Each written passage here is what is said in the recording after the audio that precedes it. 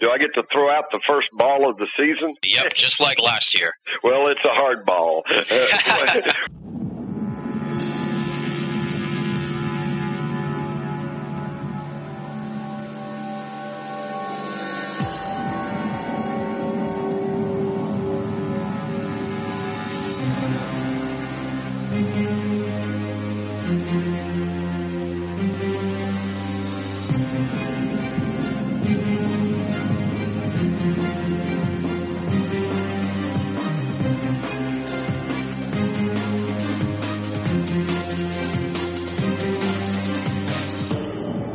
And now, ladies and gentlemen, Binnall of America Audio, with your host, Tim Binnall.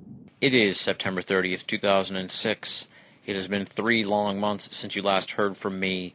I have missed the show tremendously, and I'm very excited and happy to be back. We have got some amazing interviews already taped, already edited, all ready to roll out over the weeks and months to come as we go forward with Binnall of America Audio Season 2. I want to welcome back all of our longtime listeners who've been waiting patiently for the return of Binnall of America Audio. I'm very excited to hear your reaction to the interviews we have lined up. For the new listeners, welcome to the show. Thank you for sampling us. I hope you stick around. I hope you come back for more. Let's talk about the season premiere. Last year we kicked it off with Jim Marrs. This year we're kicking it off with Jim Marrs once again. Let me run down what we'll be talking about. We will be discussing Jim's new book, The Terror Conspiracy. We're talking about 9/11. Also some new revelations in JFK assassination research. New York City on the 5th anniversary of 9/11. The birth and evolution of the 9/11 truth movement and its strange rivalry with ufology. Hurricane Katrina, FEMA camps, the 2008 election, and potential scenarios for the future of America. Plus, of course, tons and tons more stuff I didn't even mention there in the preview. For those of you who are unfamiliar with Jim Marrs, let me give you a little bit of background on him. He graduated with a degree in journalism from the University of North Texas, served in the U.S. Army, after which he became a reporter for the Fort Worth Star-Telegram. Jim worked for and owned several Texas newspapers before becoming an independent journalist/author. His in-depth investigative book, Alien Agenda, has been cited as the best-selling nonfiction book on UFOs in the world. He's also the author of the New York Times bestsellers Crossfire, The Plot That Killed Kennedy, a basis for the Oliver Stone film JFK, and Rule by Secrecy, the hidden history that connects the Trilateral Commission, the Freemasons, and the Great Pyramids. His new book is The Terror Conspiracy, Deception, 9/11, and the Loss of Liberty. His website is www.jimmarrs.com, JIMMARRS.com. Without any further ado, this interview was recorded on September 14th, 2006. Ladies and gentlemen, Jim Marrs on the season premiere of Binnall of America Audio Season 2. Ladies and gentlemen, welcome to the season premiere of Binnall of America Audio Season 2. When I was putting together the list of guests for Season 2, I was trying to figure out who could fill the Jim Marrs role as season premiere, and it really came down to no one can fill the Jim Marrs role except for Jim Marrs himself. Longtime listeners to the show and readers at binnallofamerica.com know that this radio show and the website and everything else wouldn't even be in existence if it wasn't for Rule by Secrecy by Jim Marrs. That's the book that got me started. I probably give a half dozen copies of Rule by Secrecy a year as Christmas gifts to my friends who try to wonder how I got into this. How I got into it was through Rule by Secrecy. I can't put it over enough. Jim Marrs is here with us to kick off Season 2, much like he kicked off Season 1. He's got a new book out. It's called The Terror Conspiracy, Deception, 9/11, and the Loss of Liberty. You can find it pretty much anywhere. I finished it this week. It's another tour de force from Jim Marrs. It's an outstanding book. Jim, welcome to the show. Thanks for being a part of Season 2. Hey, Tim, it's a pleasure to be with you. And do I get to throw out the first ball of the season? Exactly. Yep, just like last year. Well, it's a hard ball.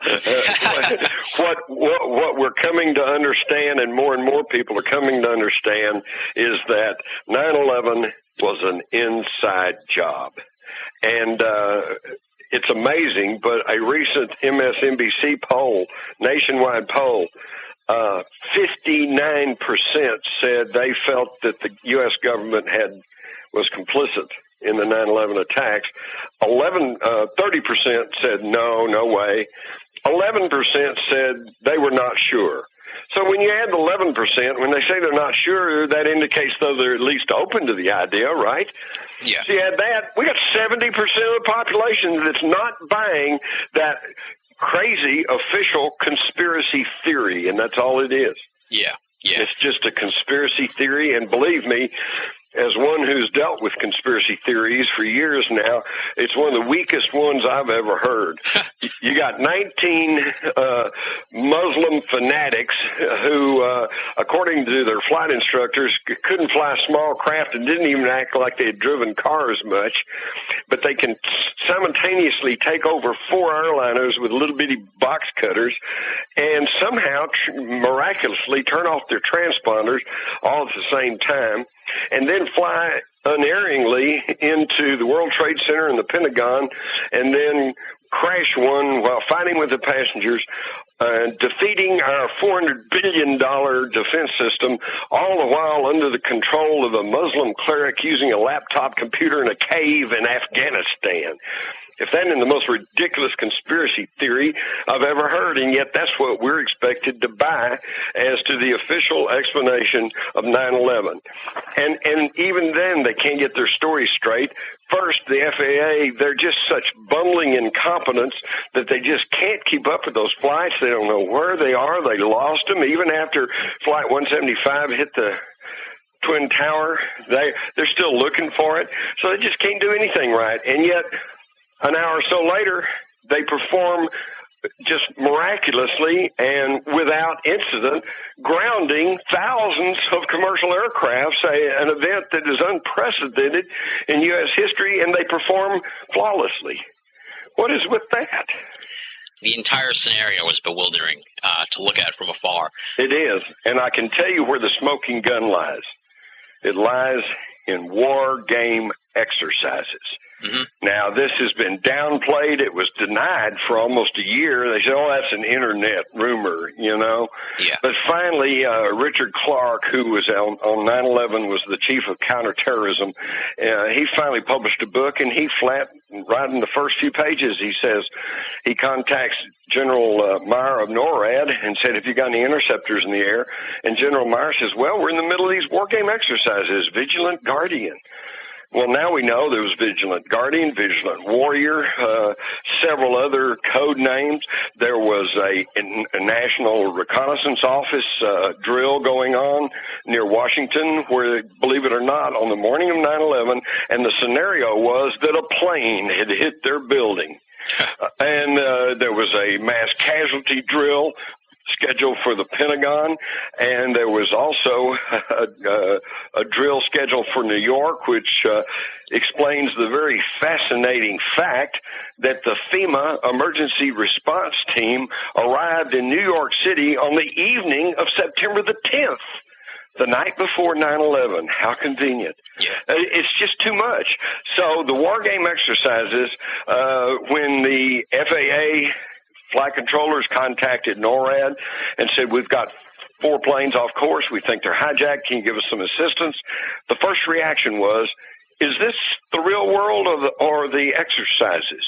Is this the war games? Yeah. Of course it was the war games that sent all our fighters up into Canada, sent them off into the ocean somewhere, all over the place. Some of them had training ammunition. Just totally discombobulated our normal defense system.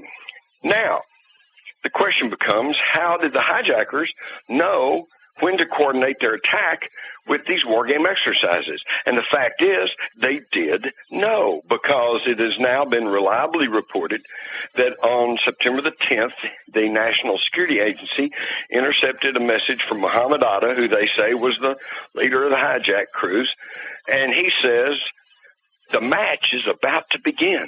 Tomorrow is 0 hour. Oh. He didn't say the jihad or the operation or the attacks. He said the match, the games begin tomorrow. And that's 0 hour. That's when we will attack. Now, how in the world could they have known that when the public was not aware of these war games unless they had inside information. Exactly. And this is what makes 9/11 an inside job, along with a plethora of other information, such as the fact that at least a dozen nations, including the Taliban in Afghanistan, were trying to warn us we're about to be attacked. And did somebody at the high level of the United States know we're about to be attacked? We are told no, that they just couldn't connect the dots. And as Condoleezza Rice and Rumsfeld and others have said, well, who would have ever thought that they'd use airliners as weapons? And yet the facts speak for themselves. Mm-hmm. In August of 2001, then Attorney General John Ashcroft announced that he was going to quit flying commercial aircraft. He was only going to fly on chartered government flights. And just a few days before 9/11, several ranking Pentagon generals canceled their commercial flights and decided to take a military flight. And then, of course, we found out much later that on the day of 9/11, certain people within the White House had already begun to take that Cipro, which is the vaccine against anthrax. Yeah. You know, how come they didn't tell the rest of us that? Exactly. You know, hey, Tim, it goes on and on mm-hmm. and on, mm-hmm. and you can read all about it in my new book, The Terror Conspiracy. And as you know, it's not a little thin tome. It's almost 500 pages. No, it's another classic Jim Marrs book. You could beat a man with it if you wanted to. Now, talking a little bit, you were recently in New York for the 9/11 5th anniversary. Talk about what the atmosphere was like there from your perspective. Well, not only was I there for the 9/11 stuff, but also kind of hung out in some places and met some people who were with the New York Fire Department and a fellow who was with the New York Police Department. And what they apparently they're constrained. The word I get is, and from what I understand, they've been threatened with their jobs, with their security, with their pensions. Yeah. And they are pretty much muzzled, just like the 9/11 victims' families, okay? Yeah. So many of them took the money from the 9/11 Victims Compensation Fund, and this was no small amounts. I think the smallest amount you got was like $250,000, wow. And it went on up to $1.5 million or more, just depending on the earning power of the family member that was lost. Yeah. And yet, when you take that money, you also signed an agreement saying you could not sue anybody and you could not talk about what happened. Oh, boy. And this is one of the reasons we all know about Mindy Kleinberg and Karen Breitweiser and Ellen Mariani and mm-hmm. various other of these victims' family members who have spoken out and raised hell about what's going on. But these are the ones who disdained taking the government money. Yeah. The rest of them, for the most part, have had to remain pretty quiet, okay? Mm-hmm. And this, plus the threats to job and security, is what has prevented a lot of those people from speaking out. But I think that the Zogby poll that was taken, and this was like 2 years ago in New York City, showed that almost 50% of those people in New York City 2 years ago said that 9/11, they believed 9/11 was an inside job and that there were government officials complicit in this. And I'll tell you what's got the people in New York really upset right now. Yeah. Is the lies that were put out by the Environmental Protection Agency in the days, beginning hours after 9/11 and in the days following, when they said, oh, the air's okay, everybody go back to your homes, just keep working, everything's fine. And now they, especially the first responders, are coming down with these horrendous illnesses caused by all that asbestos and dust yeah. and chemicals and God knows what in the air. And of course, all of the Manhattanites were sucking that in for weeks. And I'm sure that over time that the incidence of respiratory problems is going to spread from the first responders to just bystanders and people who live in the area. I have a real dear friend that lives in the Bowery, and he said he's planning to move. His health is just getting worse and worse, and it all has to do with his breathing. Yeah. You know, and yet the EPA told him, oh, it's okay. But then, hey, weapons of mass destruction, light at the end of the tunnel. You know, how many times have we been lied to? Exactly. Now, we kind of talked about this last year. I think it was off air, actually, but it was like, this is this is such a massive story. There's such a massive scope to 9/11. It's like the JFK assassination squared or tripled even. Right. How do you go about educating the public to this? Because you don't even know where to begin. There's 4 areas involved, and you know, it's huge and it's massive. And from a personal perspective, when you meet people and the issue comes up, it's very hard to even know where to begin. Well, let me tell you, Tim, something I've learned the hard way over all these years is you can lead a horse to water, but you can't make him drink. Yeah. You can talk to you blue in the face, but nobody is going to learn anything until they're ready to learn. Mm-hmm. So you're not going to get anywhere shouting and screaming and waving your fist and trying to spew statistics and facts and data at them, okay? Yeah. What you have to do is just hold their hand and say, it's okay, let's try to find the truth.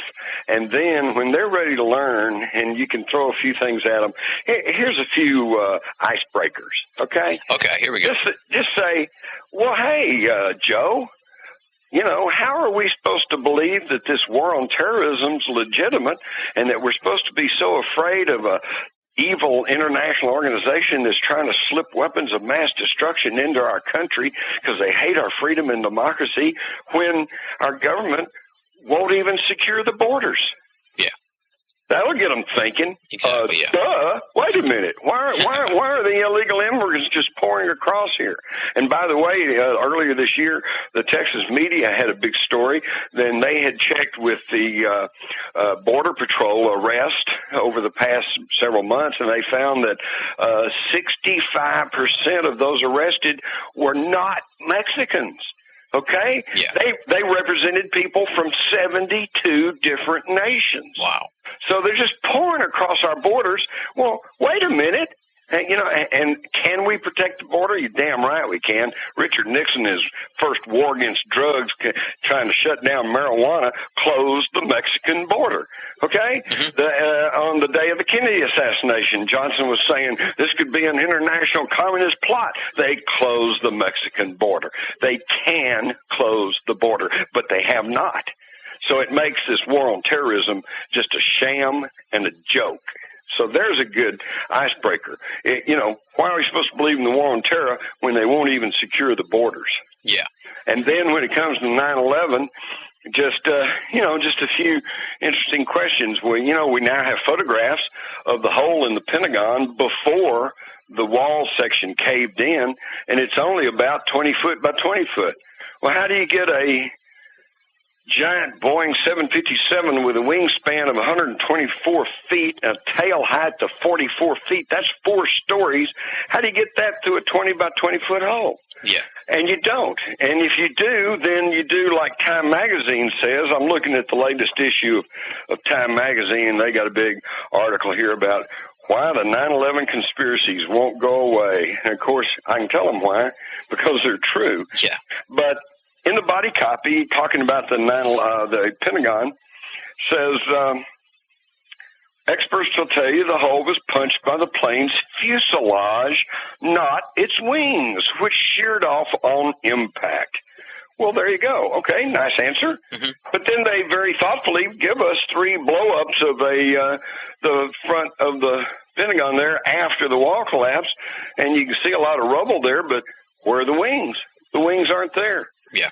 The wings are not there, and we've got the photographs taken minutes after the thing happened. The grass is green. There's wooden spools sitting there that aren't even burned up or destroyed. And where are the wings? And where's the tail? It's just not there. Something's screwy with that whole thing. And by the way, I took a little tour around the Pentagon on Monday afternoon, mm-hmm. and you still can't get to that side of the Pentagon. They've got it. It's still 5 years later. They got fences up, and really? they're still working on it, and they've repaired the facade, but you still can't get there to see up close to see what the heck's going on. But what I did notice was the security cameras on every corner of the Pentagon. Where are those tapes? Yeah. Where are those tapes? Obviously there's not a security problem because they've already showed us 16 frames of a parking lot camera, and they said, "Oh, here it is. See?" And then the news media ballyhoos the hell out of it. Okay, that puts the 9/11 conspiracy theorist to rest. Here's a Pentagon release film of the plane hitting the Pentagon. Well, I just challenge anyone. You go look at those 16 frames, and you tell me with a straight face that you can see a big Boeing 757 in there, because you cannot. Mm-hmm. And what do you make of this?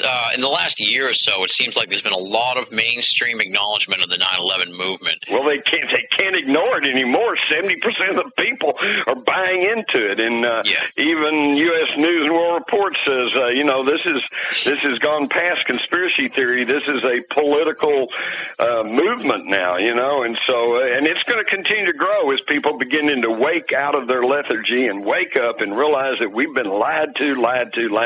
And what I don't understand, Tim, is why they hadn't figured it out before now.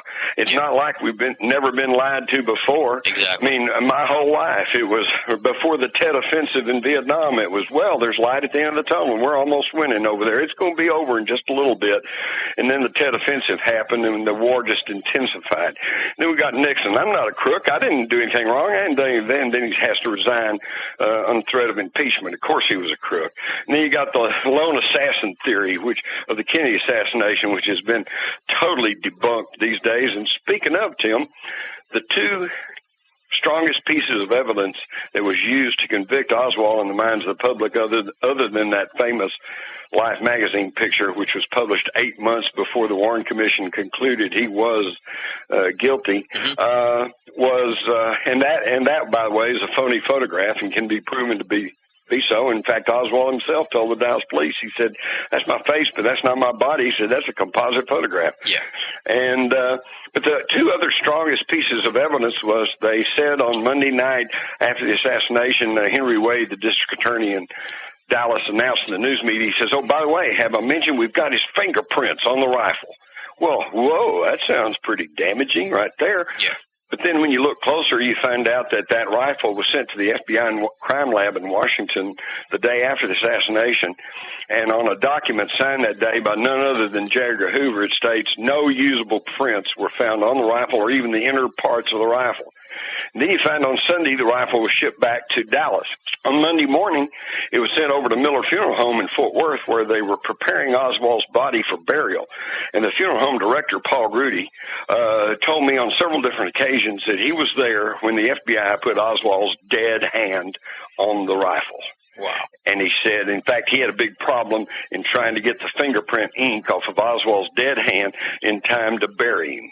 Okay, and then that night they announced, "Oh, have I mentioned we've got his fingerprints on the rifle?" So you can see that if this was a courtroom and you're the jury, you wouldn't buy the fingerprints. Yeah. So the only other thing they had that seemed to convince a lot of serious, thoughtful, scientific-minded people was the neutron activation analysis test, which is where they compare the metal that makes up the bullet fragments that were found in President Kennedy, Governor Connally, and the car, the limousine. Mm-hmm. Well, at the time, J. Edgar Hoover told the Warren Commission that these fragments were similar, and therefore they came from the same ammunition, and therefore it was Oswald's ammunition, therefore Oswald was guilty. Well, even then, in all these years, I knew that was dissembling, because similar doesn't work. Yeah. It has to be absolutely an identical match. Mm-hmm. And sure enough, just a few weeks ago, a scientist at the Lawrence Livermore Laboratory went over that neutron activation analysis and very generously and kindly said that they had misinterpreted the data.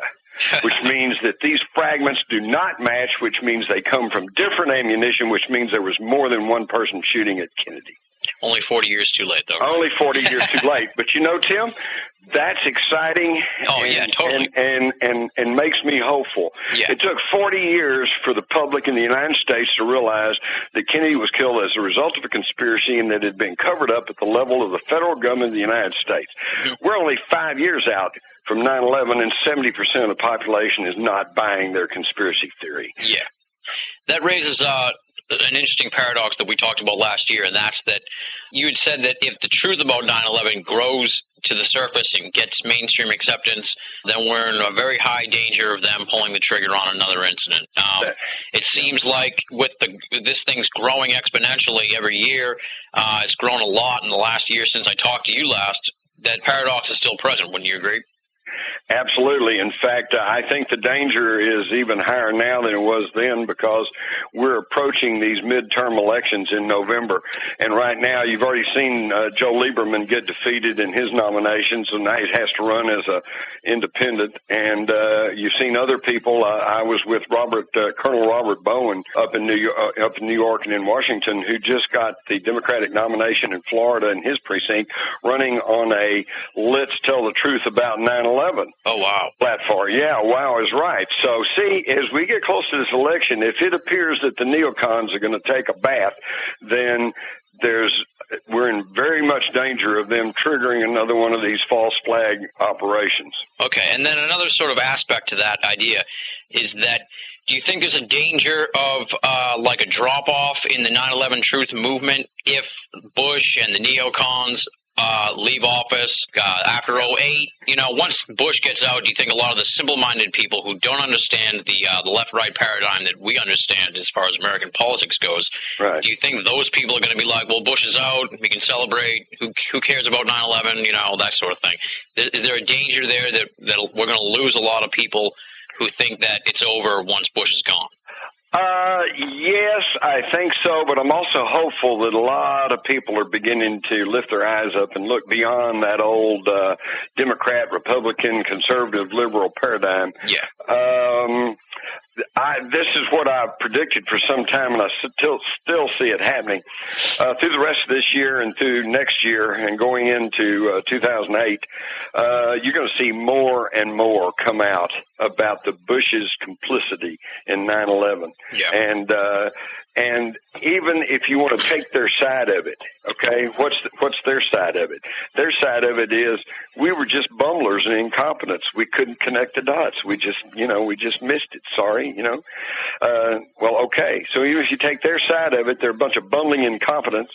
And if you study the actual evidence, then it leads to the distinct possibility that they were complicit in it. Yeah. And either way, they need to be out of there. Exactly. Okay? Yeah. So I think that's going to continue to go on unless there's another major terrorist strike and blow and people panic and then they declare martial law, and then we're going to be in a whole different kettle of fish. Exactly. But if everything continues to go along, you're going to see more and more come out about the truth of 9/11, and by 2008, the majority of Americans are going to be so fed up that they're going to bounce the neocons and unfortunately even the good Republicans out on their butts. And then what they're going to do, they're going to turn to Hillary Clinton. Okay, mm-hmm. or John McCain, or yeah. some of these people who've been mixed up in this all along, exactly. and are also tied to those secret societies that are at least trying to rule the world and certainly rule the United States. And I do think there's a danger that if in 2008 the Bushes are all out and they bring in some other leader, whether it's a moderate Republican or whether it's a Democrat.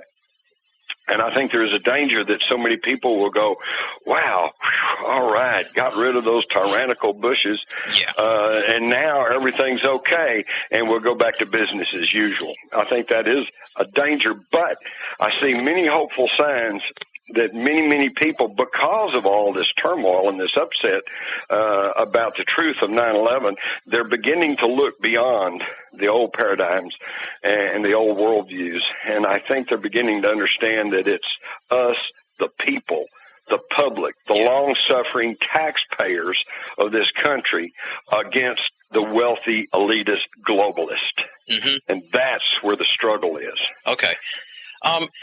And now, sort of pulling back from and taking a look at the big picture and in the sociological sort of aspect, the 9/11 truth movement is a really rare chance for us to look at like an entirely new esoteric niche.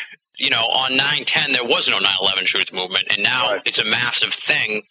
What's your take on its beginnings and its growth and how it's evolved over the last 5 years?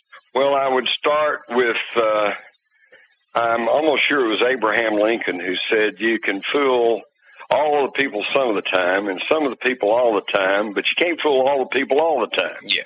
And I think that's what we see happening here, because I have written and researched and then spoken about 9/11 issues. Of course, I have come into close contact with many of the people within the 9/11 truth movement. Mm-hmm. And the thing that the one word that I would use to describe that movement is diverse.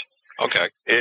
Tim, it's absolutely amazing. Back during the anti-war movement days of the late 60s and 70s, most of the leadership and most of the people who were out there marching, and not all, but in general, they were long-haired, hippie, alternative lifestyle type people. Yeah.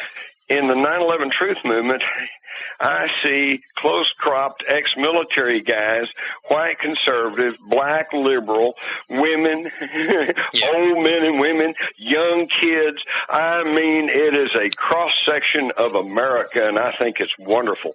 And do they all agree with each other? Hell no. They argue like cats and dogs over all kinds of little particulars and details and, what actually hit the Pentagon and on like that.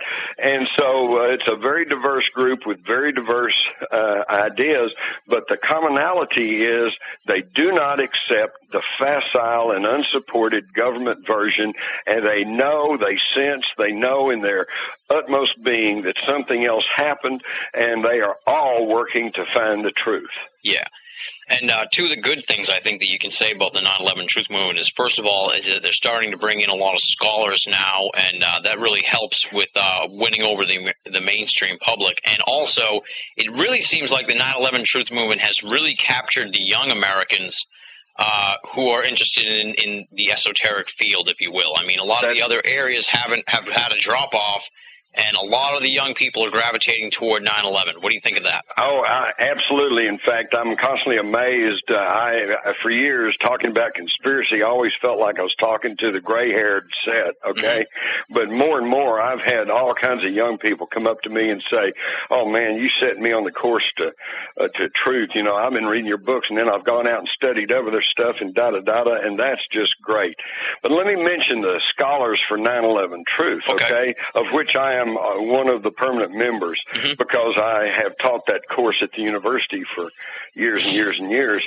But it's absolutely incredible. You got Stephen Young, who by just physics alone has shown that the World Trade Center could not have just crumbled and fallen down due to fires. And what does he get for his trouble? He's on paid leave from the university. They ask him to step aside. He's got somebody else teaching his classes now.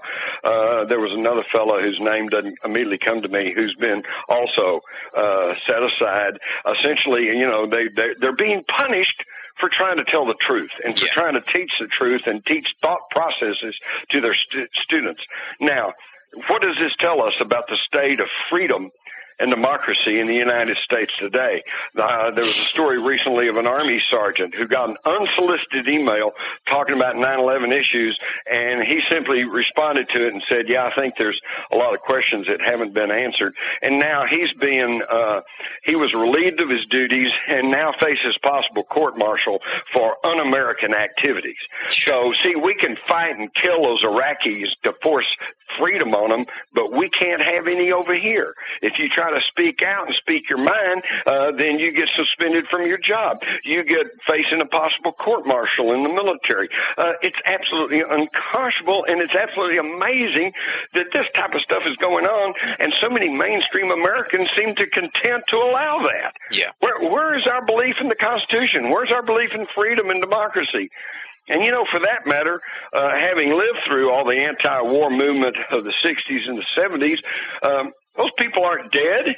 They're still around. Yeah. Where are they today? I mean, we've got a whole lot more cause to point the finger at the government today than we ever did in Vietnam. Vietnam, looking back, we now see was a gigantic mistake and a waste of manpower and a waste of material, a waste of our economy. But at the time, we didn't know that, and nobody much was telling us that. We just kind of got sucked into Vietnam. We had some advisors there, and then we sent some more advisors, and then some more advisors, and then we had the phony Gulf of Tonkin thing where we were told that the North Korean gunboats had attacked our Sixth Fleet in the Gulf of Tonkin. And Johnson runs in and says, quote, "Our boys are floating in the water." He says, "We can't allow this. You got to give me the power to wage war." And Congress was stampeded into bypassing the Constitution, which clearly states only the Congress has the power to declare war. And they passed the Gulf of Tonkin resolution, which gave the power of war making to Johnson. And off we went into a war that cost 58,000 American lives, wrecked our economy, caused schisms between families and generations, and disrupted the lives of more than probably 500,000 to close to 1 million Americans, okay? All based on a lie because there were no gunboats. They did not attack the Sixth Fleet. That's been thoroughly documented, okay? Yeah. And so now we have the same situation, and yet they were willing to risk their lives at Kent State and other places to try to stop that illegal, immoral war. Where are they today? I guess they're too worried about their 401ks. Yeah, I think so. Where do you think this 9/11 truth movement, where does it need to go in the future? What's the next step for it to sort of advance this thing? Well, there's several ways to go. First off, of course, we need to just keep advancing the truth. We need to keep talking to people. Individuals need to be having book reviews, groups in their home, neighborhood parties, showing loose change, various things. Just educate people, get more and more people aware, and that's not to say proselytize. You don't have to go out and try to convince anybody of anything. Just say, look, friends, neighbors, relatives, there's some serious questions here, and you need to get seriously looking at it. And then recommend some things. My book, The Terror Conspiracy, puts it all in a context. Mm-hmm. Like I said, the young guys that did loose change. There's Alex Jones has some really good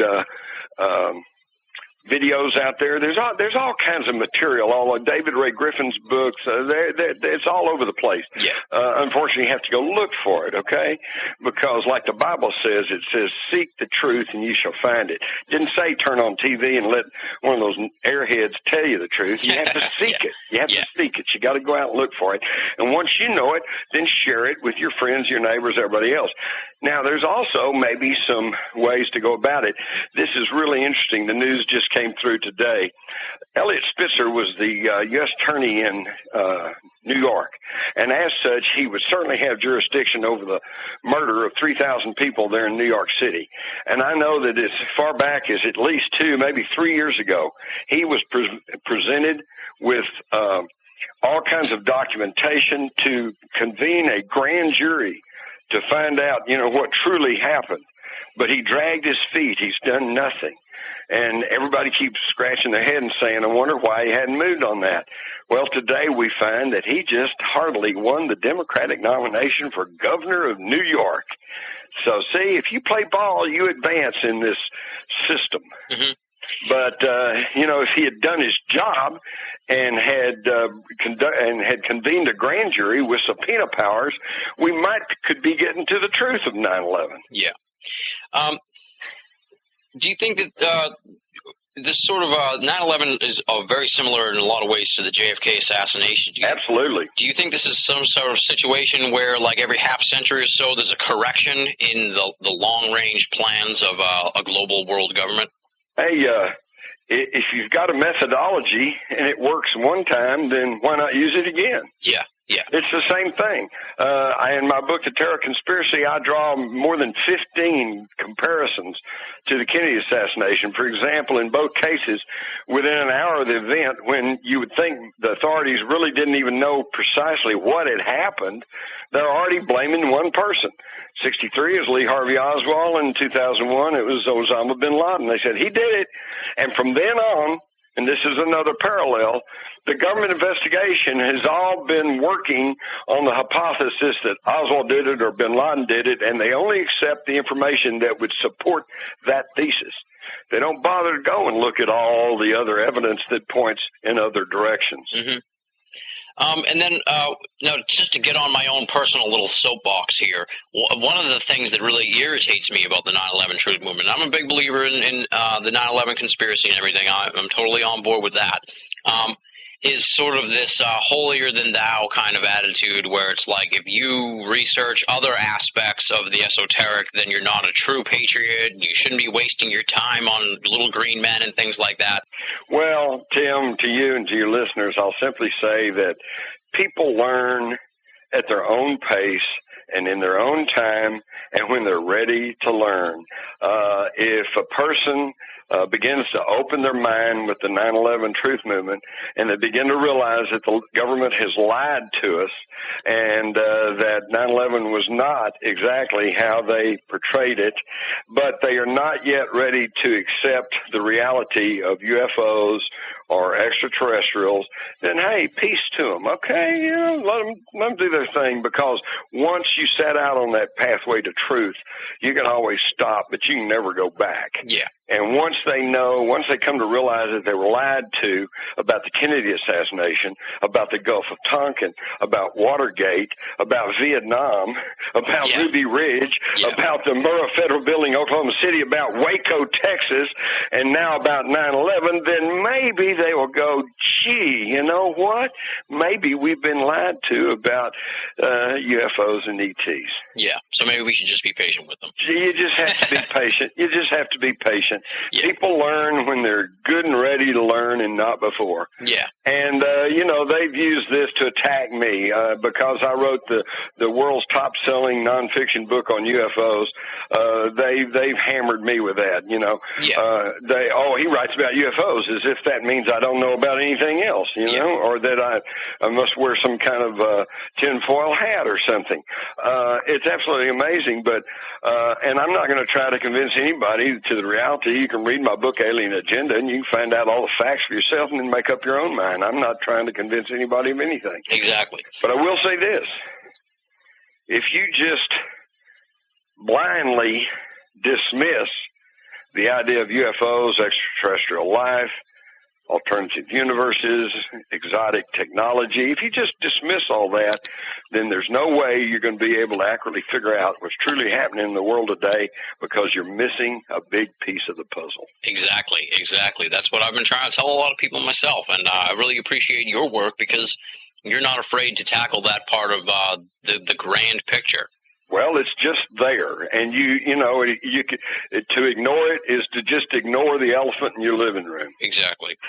And now, referencing back to our interview last year, you were it must have been all that remote viewing research and practice you did, because you said this was talking about in the event of a nuclear attack in America. This is a direct quote from you. Huge mobs of people begging to get in. This is regarding the camps. Yeah. Yep. Huge mobs of people begging to get in, saying, "Please give me some food and water." And we recorded the interview the first week in August of last year, and then at the end of the month, Hurricane Katrina, and the famous video of people waiting outside the convention center chanting for food and water. That's right. You pretty much hit the nail right on the head a month earlier that's what you'd expect to see, and it pretty much happened. So hats off to you in that regard. You know, Tim, it's really interesting. This just, on the one hand, puzzles the heck out of me, and on the other, I realize it's simply human nature. Mm-hmm. But in the late 60s, early 70s, I had front page stories in a major newspaper saying that Kennedy assassination was a coup d'etat, okay, and covered up the level of the federal government. Well, I was the nut, the kook, the buff, the conspiracy theorist. Yeah. In 1973, I told everybody would listen that Nixon was a crook and he would not serve out his term. Well, I was unpatriotic and a conspiracy theorist and a buff, but I turned out to be correct, okay?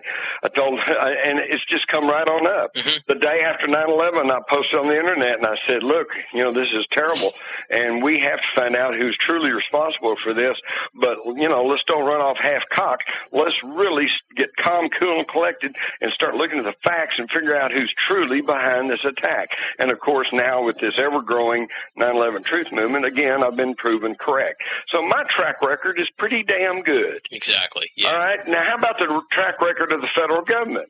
Let's see. They got caught in this lie and that lie and another lie, and then they lied about that to cover up that lie. They have no track record for veracity. And yet, I'm still the conspiracy theorist and the nut and the kook. It just, I don't quite understand it. Yeah. Why do you think, this is sort of just a little throwback to the quote and everything, why do you think these massive camps and everything weren't utilized during the post-Katrina relocation and everything like that? Well, number one, if you'll think back and remember, there was no real coordinated effort to relocate people. There was people just spread out, went where they could as they could. Yeah. There was some half-hearted efforts, and I think that number one, that general plan of trying to get all those people was not put into effect because number one, they were mostly taking care of themselves, and then they already had the on-site places like the Dome and other places that were essentially holding areas for them, and they had troops around them, so they already had them. It was not that great a group of people, and then plus I suspect that they did not want to put that whole camp thing in operation because it would draw public attention to it. That's right. See, I got onto that way back there in gosh, it was so long back now, I can't even remember when it was, either late 70s, early 80s, when Castro sent all his boat people over here, emptied out the jails, the insane asylums, and just sent all the undesirables over here. And, of course, we took them in, and the next thing I knew, I noticed that a whole bunch of them were being housed at Fort Chaffee, Arkansas. Well, when I was in the Army, I had briefly been stationed at Fort Chaffee, and it was my understanding that Fort Chaffee had been closed.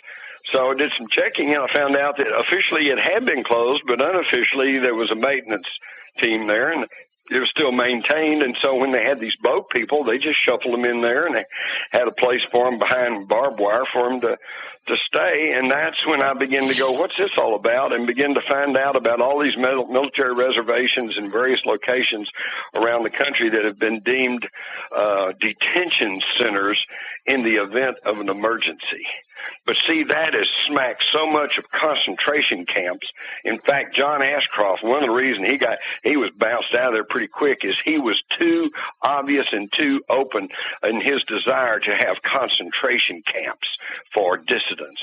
And what's a dissident? Anybody disagrees with you. Yeah, you and me. Okay, you and me. Yeah. And so it's a pretty frightening thing when you look at it, and they're there. They're just sitting there. Okay, I detail all this in my book, The Terror Conspiracy. Talk about Rex 84 and a lot of these codename programs to round up American citizens and throw them in camps. Yeah. Okay, and that's what's going to happen if martial law gets declared. And it's all just sitting there waiting to go. All they got to do is just sign the name, and then we're off and gone. Given the government's lousy track record of just about getting anything done in a bureaucratic sort of way, and the foul job that FEMA did on Katrina and everything, is there some hope that maybe that if they pulled the trigger on that sort of situation, that they really couldn't do the job very well? Or is it a situation now where they have so many people in there that'll just be willing to follow orders that there's not much of a chance that people are going to say, no, I'm not doing that? Oh, boy. That's a tricky question. If you'll recall, in the late 90s, there was a bit of a scandal about the fact that they polled military units, particularly Marines out in California, and asked them if they'd be willing to kick in American citizens' doors and take their weapons. And that was actually not supposed to be made public, but it kind of leaked out. It caused a little furor, and then they spun that story by putting a good light on it, saying, well, 3 out of 5 said they would not do that. Well, but that means 2 out of 5 said they would. Yeah. And it's my understanding that they have been transferring, and these people who say, yeah, I'll do that, all into the same units, so that they'll have whole units, whole brigades, whole divisions of people who say, yeah, I'll kick in their door and go get their weapons. So, this, again, it depends on how widespread this becomes. And the only good thing is that I think the only reason this hasn't happened before now is that, number one, America's corporate leaders are trying to maintain the bottom line profits as long as they can. And if that kind of disruption comes, then it's just going to be almost nationwide chaos.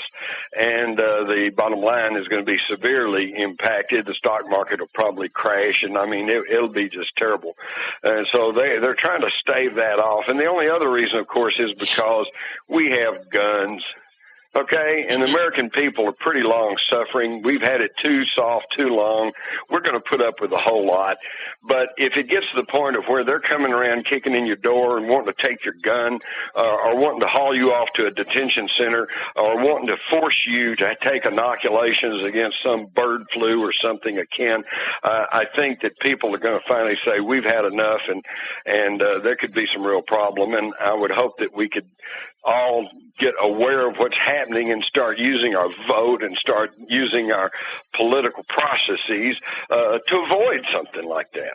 There's sort of like various scenarios that this could play out. Well, they're playing with fire, okay, because they could tip the whole thing over at any time. But I'll give you two different scenarios. One which we've kind of touched on, which is that some big event happens, maybe a nuclear device goes off in some mid-American city, or there's a huge epidemic in some big city. People panic. They try to move out of the cities. There's lots of widespread disruption. The economy teeters or falls. Martial law is declared. They start trying to round up people and put them in the detention centers so they can keep everybody under control. Then the militias and the freedom fighters start going wild, and we could really get in almost a civil war state, in which case they would have then call in the United Nations peacekeeping force to come and restore order, and many thoughtful and moderate middle Americans would be all for it. Please come and restore order. Okay, and the next thing you know, we'd be living in a country that's dominated, by the United Nations peacekeeping force, and we'd find the World Trade Organization, running the country. Now, let's assume that it doesn't get that bad, and we keep muddling along. What's going to happen is that they're going to complete their Canamex highway plans. This is a plan for that super corridor that's going to reach from southern Mexico all the way up through the central United States and branch off into eastern and western Canada. You can go find that at the National Super Corridor Coalition, or NASCO, NASCO.com, and you'll see the map for all this, and they're very, very pleased to announce that it has nothing to do with government. They're doing this regardless of government. Congress has not authorized any money for this, nor authorized the implementation of it, and yet it's just happening. The World Trade Organization has now ordered the U.S. Congress to change some U.S. laws, and they have meekly gone along with that. We've lost the republic. We're losing our sovereignty, and with this Canamex highway, which would be the only customs port will be at the Smart Port in Kansas City, and it will be sovereign Mexican territory, and Mexican nationals will be running that, and that would be just about the first time that they'll check on anything, so there will be no borders, and this is creating, of course, what the Council on Foreign Relations has been pushing for some time, the North American Union. This was all, by the way, this was all cemented with the Security and Prosperity Partnership signed by President Bush in 2005 in Waco, Texas, along with Mexican President Vicente Fox and then Prime Minister of Canada, Paul Martin. This alone is grounds for impeachment because the Constitution states that the President cannot sign treaties with foreign nations without a two-thirds approval vote of the U.S. Senate. Well, the U.S. Senate did not vote to approve this, and a lot of them don't even know it's happening. And then Bush put all this through the Commerce Department, and they've been pushing it through the state highway departments, and there is already a lot of controversy and backlash, but it's all taking place within the states. Texas, it's the Trans-Texas Corridor. Ohio, I think, is in rebellion. Minnesota's got problems with this whole thing. Kansas does. But everybody thinks it's a state problem. They don't see that this is the embryonic stages of creating a North American Union. And yes, with its own monetary unit, the Amero, as offered by the Council on Foreign Relations, which would replace the Mexican peso and the U.S. and Canadian dollar. And in other words, Tim, they're duplicating the process that they did to pull all the European nations into the European Union. And of course, they're already starting the same plan in Asia. And it's amazing because it looks like that if everything just continues the way it's going, and unless people wake up, we're going to be in a George Orwell 1984 world where there are three primary regions, and I'm sure that at any time two of them will be in conflict with each other, and we'll be in a perpetual war, perpetual state of conflict and agitation, while the international banking elite play both ends against the middle. Yep. It's a very depressing situation, but and that's the best scenario. Yeah. To hone in on one aspect of 9/11 that is probably the stickiest one for me that I always sort of had a problem with, but you dealt really well with it in the book, and that's the phone calls from the passengers on the planes on 9/11. Can you talk just a little bit about that? First off, do I mention the voice morphing technology in the book, because that was coming in just about the time that the book was being completed? No, you didn't get into All right. Well, first off, I know that I do address the problem of cell phone calls in particular, because they just weren't there in 2001. You couldn't do it, basically. Mm-hmm. By the time your signal reached a cell phone tower, the plane, at 30,000 feet going 500 miles an hour, has lost that signal and is trying to pass it off to another one. You just couldn't do it, and I had experts tell me that unless you were under 5,000 feet or 5,000 to 6,000 feet, you really couldn't make a cell phone call.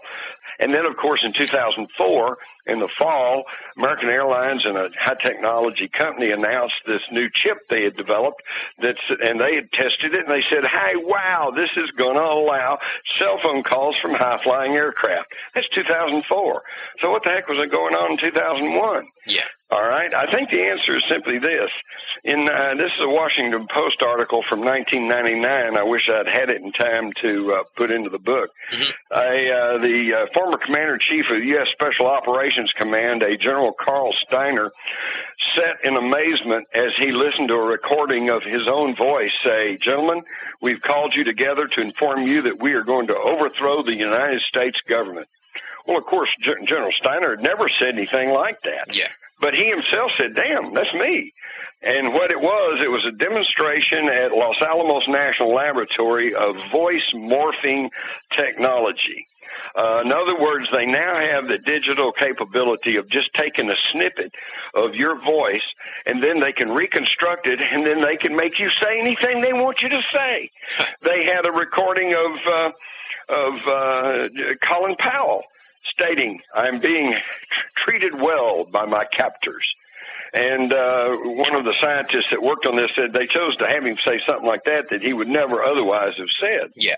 So they can create these voices now, and that was announced publicly in 1999, which if you know anything about military intelligence, that means they probably had that technology 10 years earlier. Yeah. But it was all secret. And that really makes me wonder about the cell phones, because we know the most famous one of the cell phone calls were from Barbara Olson. Mm-hmm. Well, she was a newscaster. Her voice was all over the place. Yeah. And then we've got this fellow named Mark Bingham, who calls his mother. And does he say, hi, Mom, it's me, like anybody else would? No, he says, hey, Mom, this is Mark Bingham, your son, Really? Wait a minute. I've never said anything like that to my mom. Yeah, exactly. But anyway, then he goes on and he says, we're being hijacked, He says, oh my God, he said, I want to tell you I love you. And she said, oh, well, who is it? Who's on there? And he says, well, you believe me, don't you, Mom? And she says, yes, I believe you, but who is it? Who's captured airplanes? And he says, you do believe me, don't you, Mom? And he gets the same response. It's like that's the only snippet they had, And so it certainly makes you wonder. I can't tell you that that's the answer to the cell phone calls, but what I can tell you is they have that technological capability. Yeah. Well, what's going on for you next? What can we look forward to from you? What's in the pipeline for Jim Marrs? Well, I'm working on a new book, which I'm not really at liberty to start discussing now, only to say that it will be an extension of my rule by secrecy and my terror conspiracy. Awesome. And taking it even into further, stranger, darker areas. And of course, I'm working on some TV projects and hopefully a movie project. And I'm still teaching my course at the university and lecturing. And anyway, it's a real busy time for me. I'm sure. I have to stop and remind myself that I am approaching retirement age, but I don't see any retirement in the offing for me. Yeah. Just too much stuff going on. I got too much to do. Yeah. Any conferences you want to plug that you're going to be at or anything like that you want to mention? Oh, absolutely. Yes. Thank you for reminding me.